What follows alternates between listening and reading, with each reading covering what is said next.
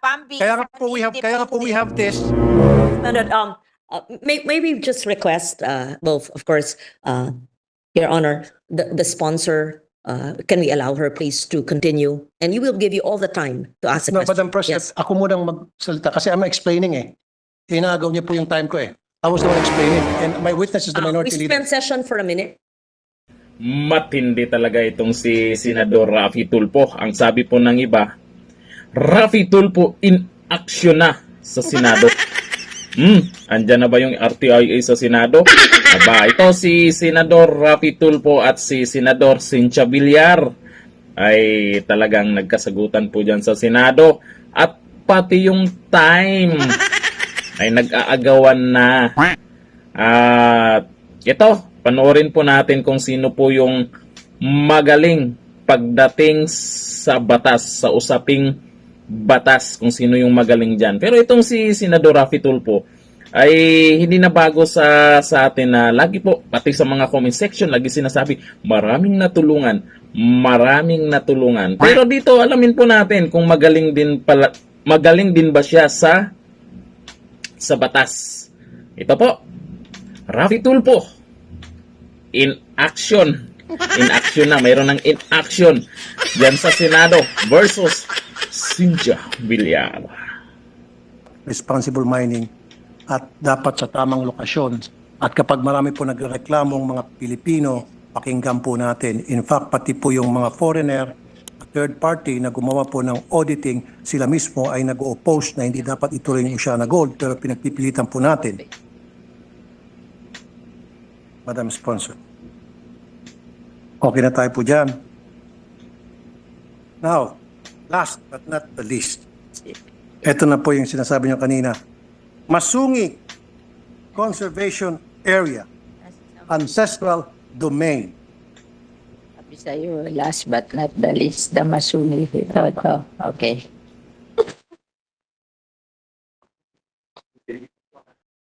Bakit po pinayagan ang isang wind farm na magtayo doon po sa Masungi Conservation Area na meron pong ancestral domain issue? Talaga pong there's something wrong with the contract with Masungi. Kasi hindi ho pwede yung perpetual. No, I'm not sorry. Let me interrupt. Para hindi na masayang oras natin. I'm not talking about Masungi Foundation. I'm not talking. Mamaya na po natin pag-usapan yon later. What I'm talking is just the Masungi Conservation Area. Not the foundation. So, despite the fact na ito po ay declared as ancestral domain at meron pong nagkiklaim ng mga IPs at under proclamation number 1636, it was declared as a sanctuary, wildlife sanctuary and game preserve. At hindi po dapat pwedeng panghimasukan ng anumang commercial activities, explorations, exploitations, etc. Dahil marami po mga ibon dyan at mga halaman na endemic po sa Pilipinas. In 2020, a proposal to measure the potential of wind energy was given to us by the family of CCS.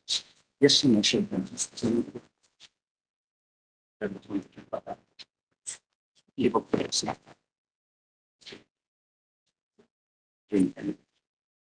What are we talking here about the wind energy that they want to do in Masungi?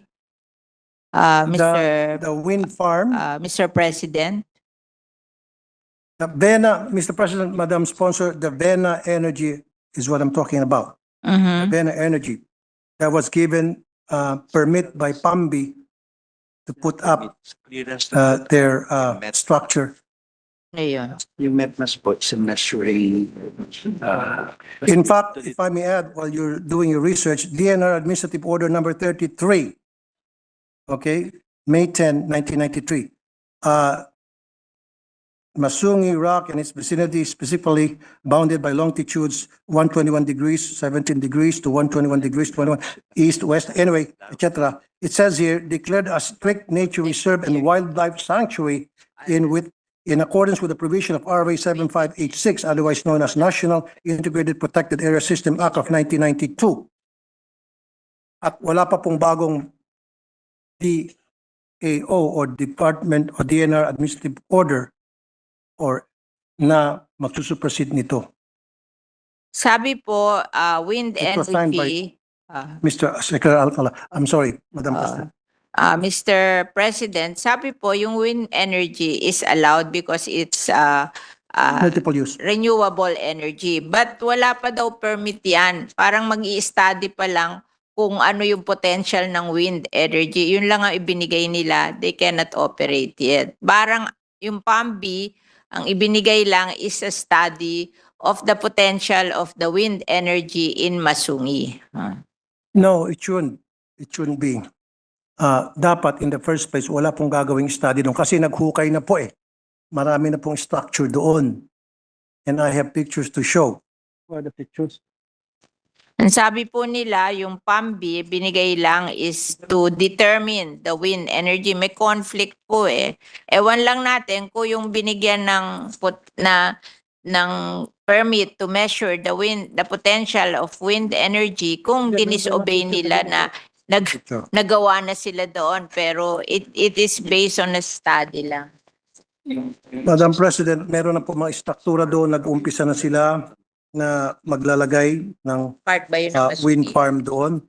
Yung nilagay daw po doon, hindi part ng Masungi, sa Pililya daw yun. It's not part of the legislated protected area. Yung Yes. pinaglagyan ng mga improvements na yun. It's beyond the legislated protected area. I'll help you, Madam Sponsor. What happened was, ginamit ng PAMBI yung Section 25 ng Republic Act 11038, INIPAS 2018 as amended. What does it say doon po sa Section 25, special uses with protected areas? Assumption yun. So nagkaroon po, because of PAMBI, binigyan po yung PAMBI sa batas na ito, nagkaroon ng amendment na para ideklara kahit isang protected area na into multi-use. And this has to be amended. Kasi it runs contrary to the spirit of the law protecting. They want Our to environment. study and investigate what happened because of your contention. Can you give us yung study nyo para a copy lang of the study so they can investigate kung there was a violation of the law? The area kasi is a strict protected zone, Mr. President, Madam Sponsor. And having said that, DNR should know better na if it's a strictly protected zone, hindi dapat nila panghimasukan yan. Nagagalit siya kasi Hindi dapat nila inisip kahit ba renewable energy na manghimasok yan. I don't have any problem with renewable energy na para mag-proliferate sa bansa natin because me being the chairman of the Committee on Energy, payag po ako sa renewable energy pero dapat ilagay natin sa lugar. Huwag po doon sa mga protected area. Especially po na meron pong mga ancestral domain issue na dahil misplaced po yung mga IPs natin na walang mga boses at walang mga kalaban-laban, pinagsisipalang pinapalayas doon sa kanilang ancestral domain. Dahil sa ngalan ng development, aka salapi.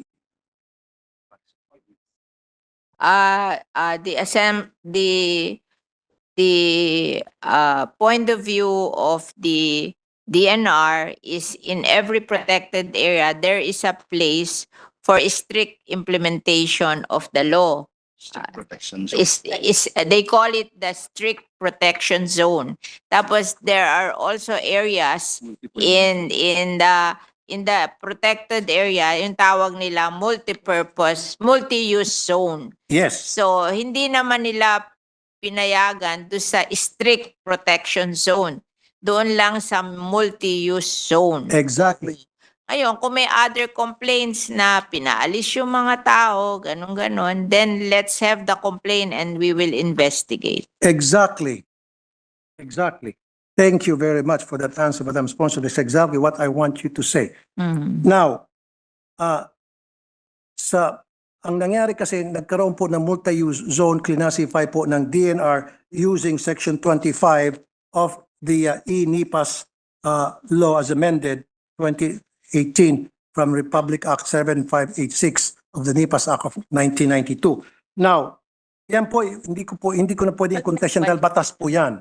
Okay? I will not contest. However, nakasaad dito, Yeah, para ang PAMBI ay payagan na mag-classify na multi-use sa isang strictly protected area, kailangan, ito na po yung minention nyo kanina, Madam Sponsor, members of the PAMBI board, which consists of DNR Regional Director, Governor, Senator of the Republic of the Philippines who is duly registered resident of the province,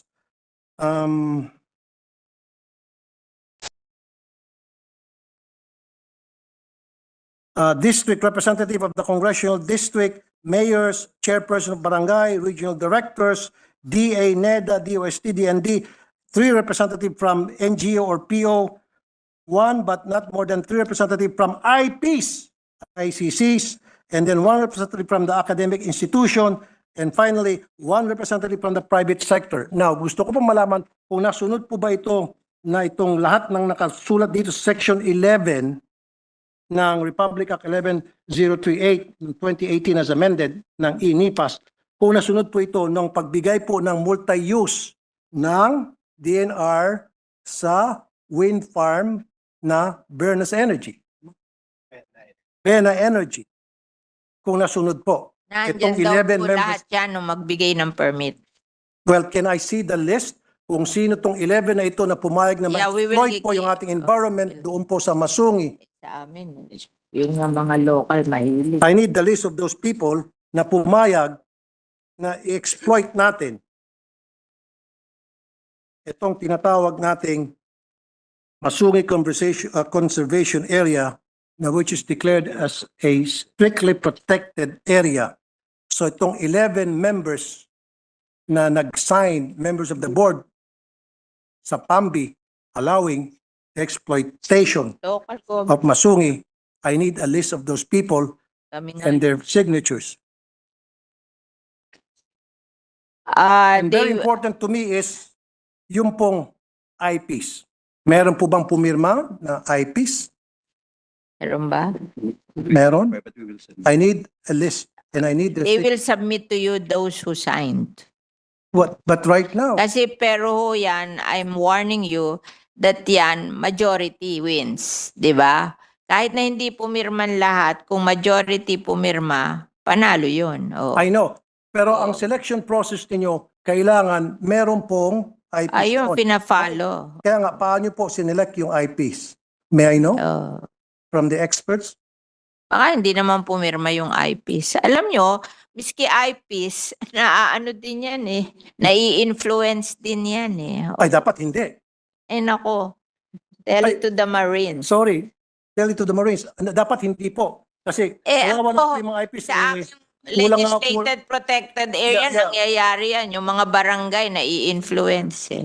Kawawa naman po yung mga IPs, kulang nga po sa pinag-aralan, kulang po sa kaalaman, and then i-exploit po natin because we're saying na madali silang ma-influensyahan. Dapat we try to help them to make sure that they will not be easily influenced so that gagawin po nila kung anong tama para sa kanilang proteksyon. Oo nga, hindi siya maniwala na yung IPC pumirma.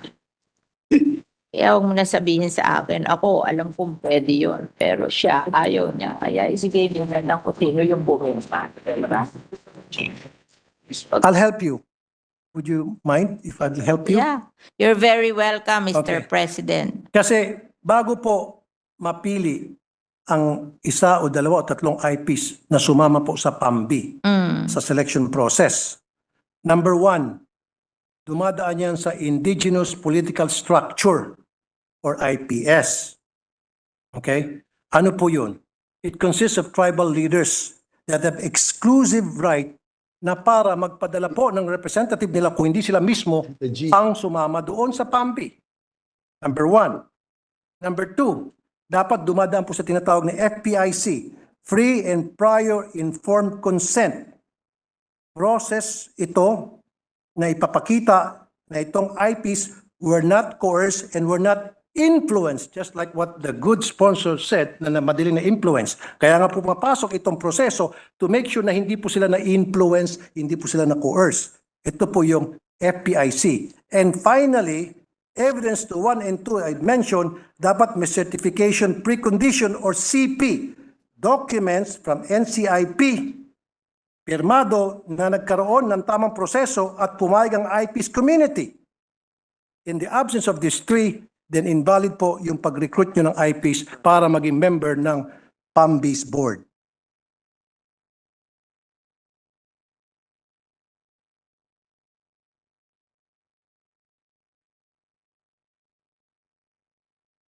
Kasi yung influence.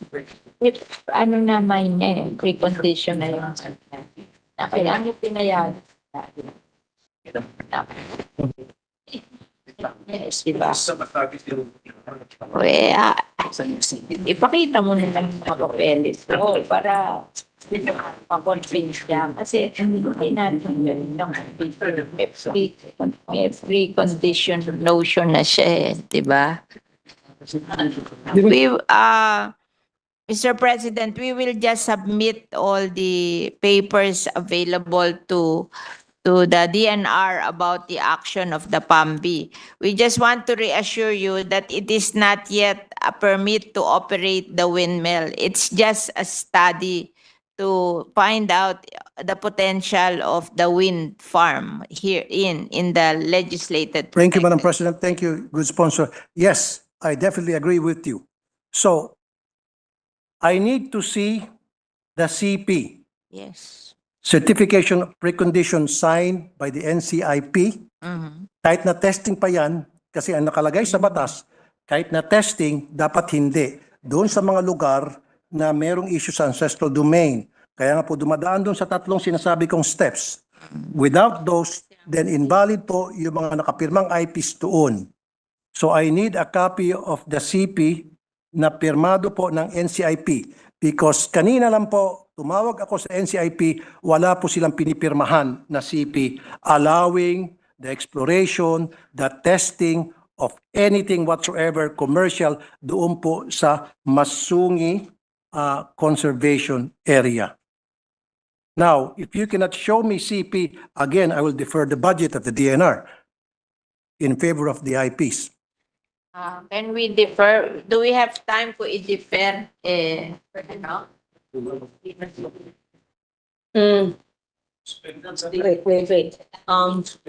Wait.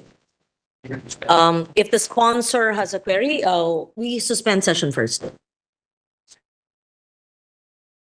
Madam President, I move to suspend the consideration of budget of the department. The interpellation of Senator Tulfo. And would like to recognize the next interpellator, Senator Rizzo Ontiveros. I move that she be recognized. Thank you, Mr. President. While the documents are being printed per the request of Senator Tulfo, we will hear the interpellation of Senator Rizzo Ontiveros unless just a minute, unless Senator Tulfo is willing to finish his interpellation pending the submission of the hard copy to him. Okay, Senator Tulfo still has the floor. Let me just clarify that the documents are being printed, but if you will be happy with a soft copy, I saw it, it's 80 pages, and the DNR is in possession of the documents you requested for. Does it including the CP, Everything, Madam President? The all the certification of requirements, precondition? all the requirements that you said is contained in the 80-page document, which is being printed, but it would take a while, so we opted to hear the interpellations of Senator Ontiveros. However, if Your Honor would be happy to receive it after your interpellations, I assure you that I saw the soft copy with them, and it's being printed. Okay. Madam President, this is what I think. Instead of deferring the budget, I will propose for the proper amendments to transfer funds to more deserving agencies, some funds from the DNR. Total, nabanggit po kanina na na-influence po yung mga IPs. So siguro mag-transfer tayo ng funds sa NBI para imbestigahan yung mga nag-influence sa IPs. So NLRC, Legal Education Board, DICT, and DMW. So kung pumayag po yung DNR, so hindi ko na po i-defer ang budget. Basta't pumayag din sila na magkaroon ng amendment para ma-transfer certain amount dun sa kanilang funds dun sa mga agencies na binanggit ko sa DMW, DICT, NBI, Legal Education Board, and then NLRC. Mr. President, in the budgetary process, each department has an amount and the list of programs. Your Honor mentioned many agencies, and perhaps it is our right to amend the budget, and you may submit it, but that is dependent on the subcommittee chair, Senator Villar, and the chairman of the Committee on Finance, and we could vote on it. Because number one, amounts must be made, not just mentioned in generality, and perhaps what programs of a DNR do you want to defund? Perhaps you could ask that of the subcommittee chair. So I understand where you're coming from. You may be frustrated with certain output of certain programs, and that's your prerogative. I've been through that also before. So perhaps you could mention the programs of the DNR that you think don't deserve the funding, and it is up to the chair of the subcommittee and the chair of the finance committee to agree to your recommendation. I understand, Madam President. Yeah. So I would submit those amounts in the amendments that I would like that I wish to be transferred to the agencies that I did mention. However, for now, yeah, if the DNR wishes to, they can submit to me, copies of those documents that they said they're trying to research now, and they are going to show me, especially those last documents that I requested, the certification of precondition signed by the NCIP. Now, if they're saying na meron po silang ganon, then I need the person that will show me the CP na sign ng NCIP, put that person under oath na yan ay valid documents, at kapag napatunayan na hindi valid yan, siya po'y makukulong, makakasuhan dahil I just spoke to the NCIP people, main office and regional offices, wala po silang ini-issue'ng CP. Now, kung otherwise sinasabi ng DNR na meron, then let's see. Yes, we recognize Senator Villar. Yes. They were the DNR was saying that what the IP signed is to make the study. There is no permit yet to implement the project. So when you cannot ask for the NCIP commitment because that is given when there is a project. But ito parang permit lang to study the project.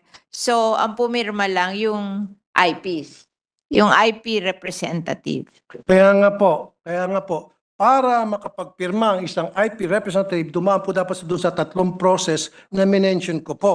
Number one, dapat may tinatawag na indigenous political structure. Tribal leaders po ang mag-assign, mag-designate kung sino ang allowed na mag-represent doon sa tribal group nila. Number two, meron po yung tinatawag na free and prior informed consent to make sure po na ito po yung process ng NCIP to make sure na itong IPs were not influenced and were not coerced. And then finally, dapat po meron pong evidence of 1 and 2 that really happened, certification of precondition. Ito po isang documentation from NCIP to ensure na nagkaroon po ng tamang proseso, and this should be signed na pumayag po yung IPs. And this document should be signed by the NCIP committee. Now, sabi niyo po, ang ginagawa ay testing pa lamang. Even though testing pa lamang, dapat po merong paalam sa mga IPs kahit testing pa lamang po yan. Mr. President, it is not the power of the DNR to appoint the IPs or to see to it that the right IPs are represented in the PAMBI. It's the PAMBI who will decide if they will accept the representation of the IPs. So, hindi po natin marirequire ang DNR doon kasi may right ang PAMBI to choose kung sino ang magiging member ng PAMBIS. It's according to the law. Madam President and the good sponsor, yes, kasi once na ginamit niyo po yung IPs, meron pong batas ang IPs sa pamagitan ng tribal group nila. You cannot just go to the IPs and approach them and say, hey, I want you to be No, one of the no. Kailangan po may proseso So, talaga. ang sinasabi ng this is the law. DNR, hindi sila magpo-provide ng information na yon, kundi yung PAMBI. Kasi sila yung nag-approve na Kaya yun nga ang member when- ng PAMBI. Exactly. So, the DNR cannot produce that document. It's the PAMBI Yes, of Madam President. the The PAMBI, Masungi.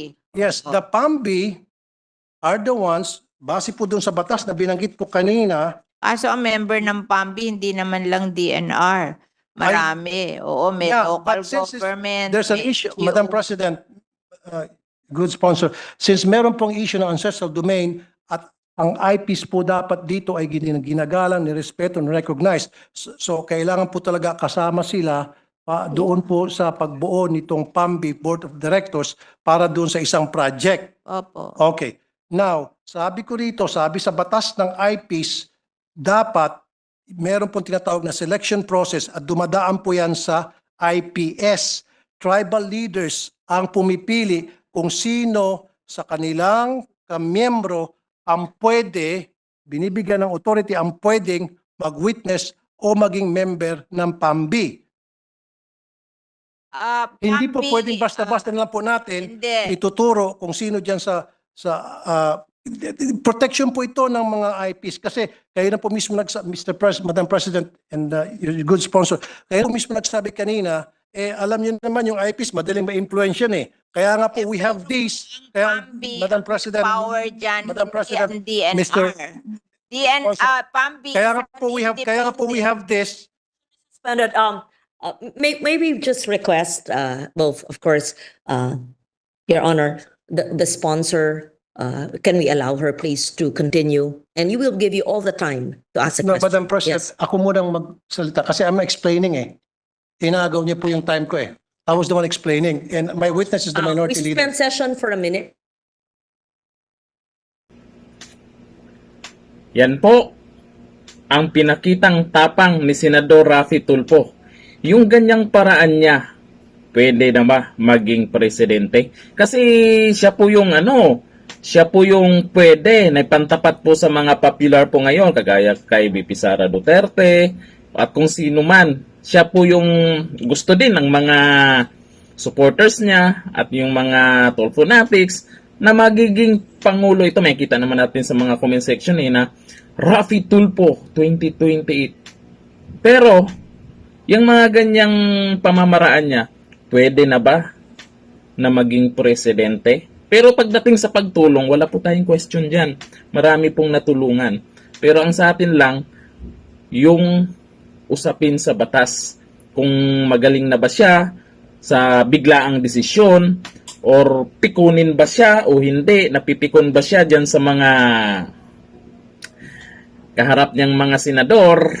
Mahirap po kasi yan pag naging presidente yan. Pag may bansang kaaway, baka sugod na kaagad, laban na kaagad. Mahirap po yan. Kayo, sa tingin nyo, tama ba ang pamamaraan po ni Senador Raffy Tulfo dyan sa Senado? Okay naman yan, may mga nasisilip namang hindi maganda. Yung pamamaraan lang. Comment down below. Hanggang dito na lang. Thank you. Bye-bye.